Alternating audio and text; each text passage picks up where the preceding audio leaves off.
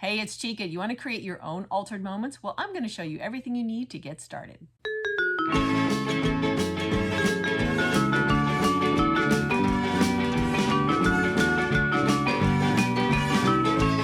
If you've been following along, you know I've been taking Precious Moments figurines and altering them into something extra fun. And we've heard from a lot of you that you want to try your hand at it too, but aren't quite sure where to start. So I thought I would take some time today to show you all of my tools and supplies and give you some tips so that you can get started creating your own altered moments. I've got everything laid out here on my table, and I'm going to walk you through all the steps, the supplies, and the tools that I use. So let's go. The very first thing you do once you've picked out your figurine is you decide if any pieces need to come off. I've got a whole separate video on that talking about the techniques I used to pop off small pieces, cut major pieces, grind down hair, that kind of stuff. I go into it in great length, so go watch that video if you want to learn all about cutting. But as far as the tools go, I have my chisel and a hammer that I use for some of it, and then I have a rotary tool with grinding discs and a cutting disc. So again, go watch that video if you want more about that. The next thing you need to get started is clay. I like to use air dry clay. I find it much easier for sculpting. I'm going to be sharing another video soon that talks about the difference between air dry clay and polymer clay from a sculpting perspective. You'll see when you watch that video that I prefer the air dry, hands down. It's so much easier to sculpt with, and it cleans up with water, so it's a lot easier. I'll show you the types that I use. Sometimes I use Model Magic for certain cases. I also use Sculpey air dry clay most of the time. This is my workhorse. And then I have a third one, which is a Sculpey air dry porcelain version. Those are the clays that I use. I have a very in-depth video about the pros and cons of each of those clays. I will put a link to it below. Definitely check that out if you want to see when and how I use those different clays. So once you've decided on your clay, you're going to start adding it to your piece in the way that you want to do your transformation.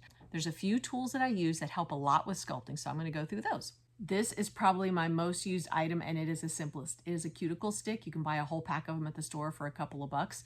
It's got this nice chiseled edge on one side and a point on the other side, and this is a nice smooth thing that you can use for rolling. I roll things out with this. I carve with this end. I shove stuff into crevices with this chiseled edge. This is an amazing tool for all of your clay sculpting. On a smaller note, I also use toothpicks. Sometimes you need to get that little teeny tiny little speck in there. So I keep a little jar of toothpicks here, and I use them all day long.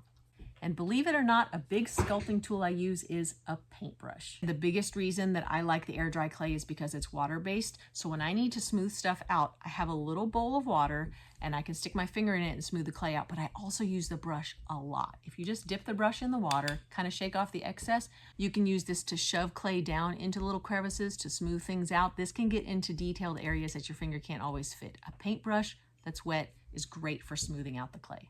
The clay is used not just to add pieces to a figurine like this, but also to create other separate little pieces. If I'm creating a small accessory that's really tiny and hard to hold, sometimes I will stick it on the end of a toothpick. So I keep a little piece of foam, whether it's packing foam or whatever, that when I have that piece on there, I can stick it in there to dry. That will let it dry undisturbed. I use the same thing again when I'm painting. So a little tiny piece of foam will really help you out when you need to hold a piece up. Okay, once the clay has dried on the piece, sometimes you might need to sand it. And again, because I use the air dry clay, sanding is a really easy thing you can do. Some of them work better than others. Again, go watch the clay video to see. But when I do need to sand, this is my favorite sanding tool. It's a little tiny, spongy, very comfortable little sanding thing. As you see, it's quite small.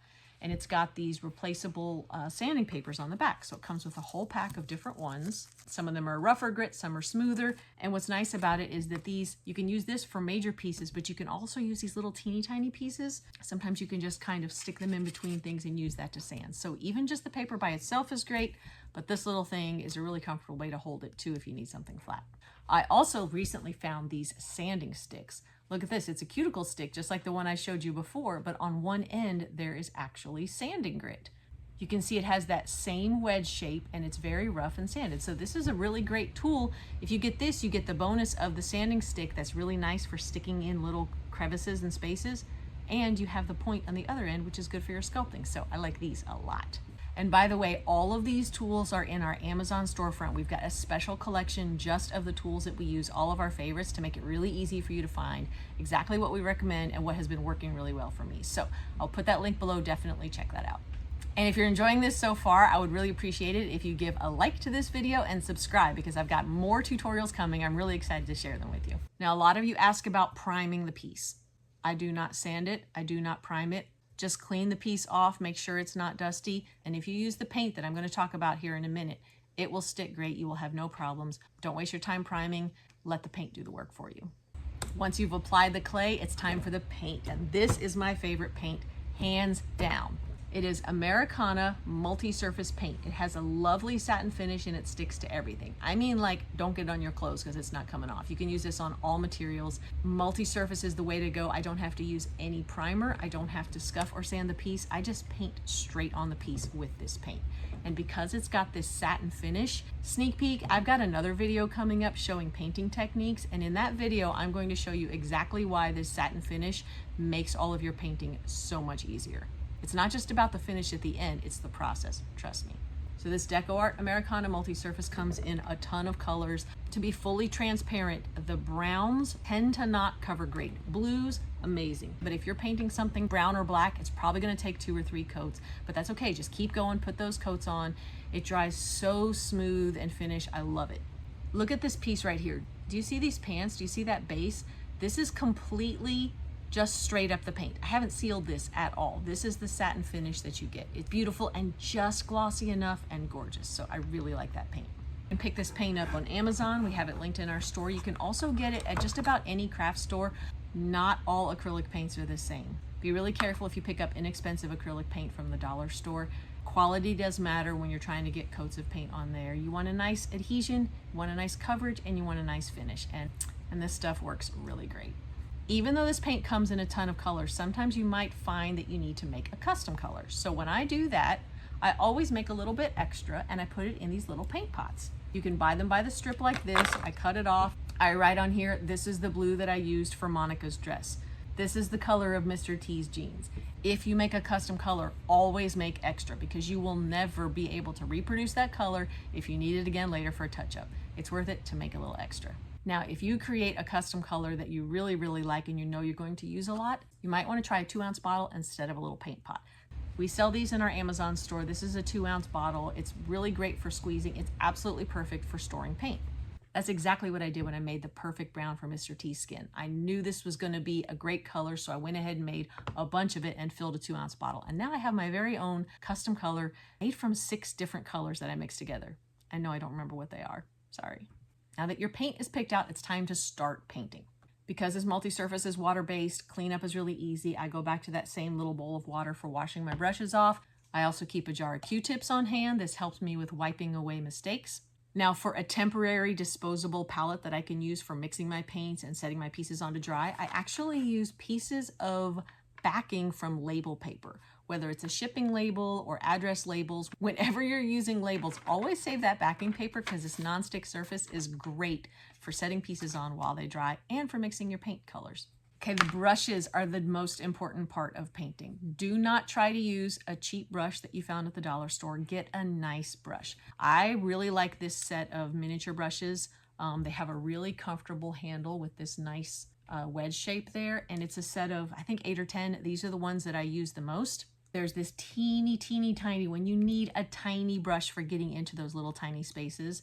Then I have one that's a little bit bigger and longer that I use for nice long strokes.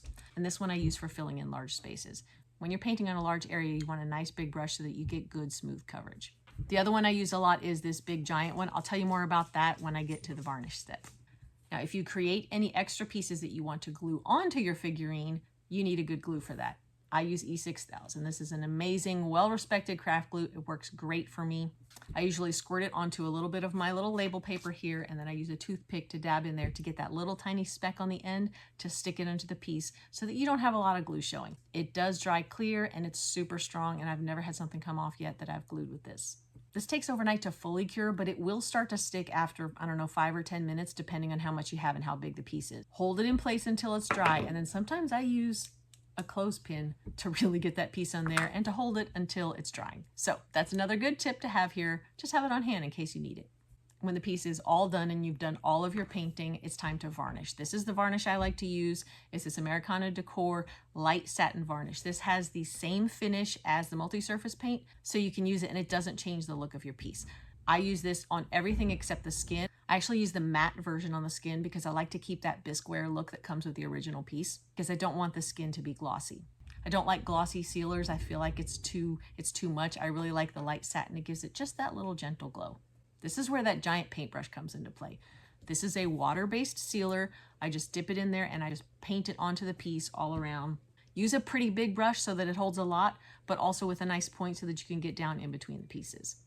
My personal preference is to not use any sealer on the skin unless I've painted the skin, because I want to keep that bisqueware look. I feel like that adds to the magic of the piece if you still see some of the piece before with some of the alterations. It's kind of a nice combo.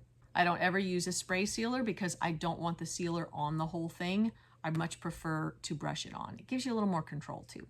Okay, I almost forgot my most critical piece, and that is this magnifying glass. It's got this nice magnifying glass here. It's got a stand that holds it.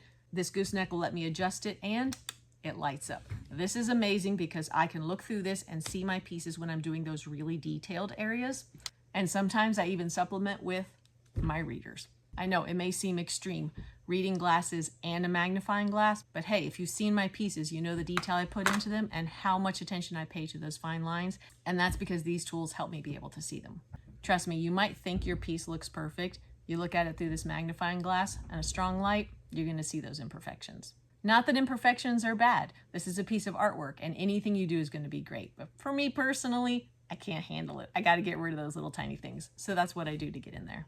Okay, so that was the rundown on all the tools and supplies that I use when I'm creating my altered moments. Remember, I'll have everything linked below in one place to make it really easy for you guys to find the things that you need. I hope that helps you get started. If you have more questions, please feel free to ask in the comments below, or come join us in our Facebook group. If you're already there, you know what a thriving community it is of artists, and we love to have more people join. I really appreciate you watching today. One last thing, go ahead and like this video and subscribe to our channel. I've got more Altered Moments videos coming soon, and I wouldn't want you to miss a single thing. By the way, we also do a lot of other fun projects around here, so stay tuned and visit our blog to see what else Joe and I have been up to. Thanks, I'll see you guys later.